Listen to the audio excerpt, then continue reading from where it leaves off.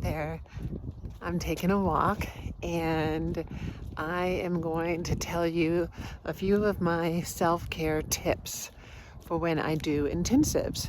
So this video is meant for some of you that have bought my intensive e-course and you're doing them, and I'd love to know how it's going. And I just want to give you some tips. Some of these are going to be obvious, but it took me a while to actually figure it out. So maybe it's on paper obvious, but it takes some intentionality to actually do it. And then there's some of you that might be watching this that, want to do intensives and just haven't really gotten there yet. And so this is for you to sort of put in your back pocket for when you're ready. Okay, the first thing that I figured out is on intensive days, they're beautiful, they're rewarding, but there's a lot of pressure. There's a lot of pressure from the couple, and there's a lot of pressure, that I probably give myself just to do a really good job. So usually couples are carving out,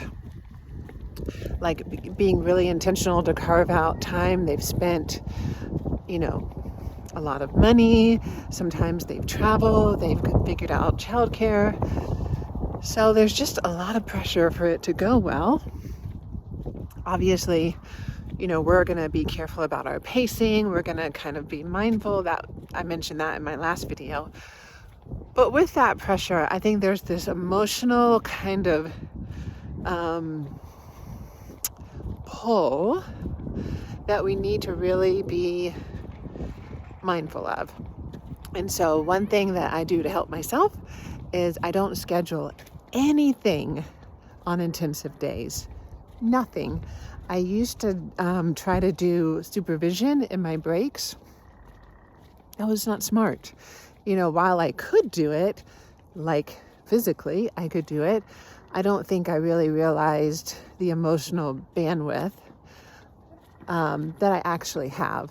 So on my intensive days, I block it out completely. The only thing on that day is intensive. And that includes, if I can, obligations outside of work. So I'm not scheduling, anything like a dinner or anything social. I'm, sometimes my kids' activities will fall on one of those days and, I'm going to go to that. But for the most part, I really, really just block out those 3 days. And the only thing that I'm doing are intensives. And then on my breaks during the intensive, I go for a walk. No matter what the weather is, I go for a walk. I make myself move my body and I get out and I walk. I used to keep an old pair of tennis shoes in my office and just like a pair of socks. That way my excuse couldn't be the shoes that I was wearing.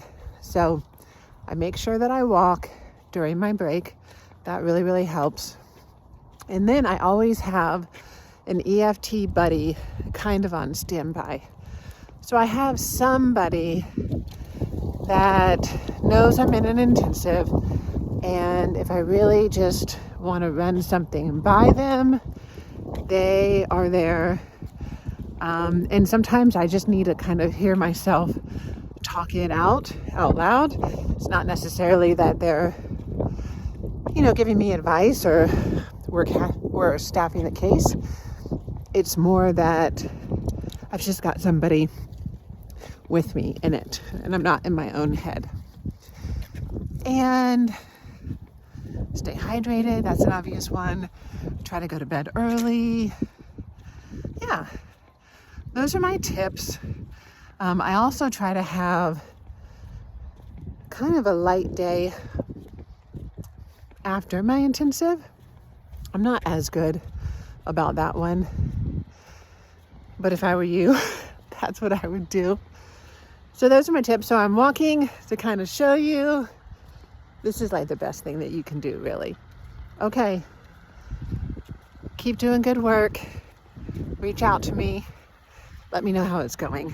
Oh, and if you want to purchase my intensive e-course, if you haven't already, or tell your friends about it, the link is in the description in the video below.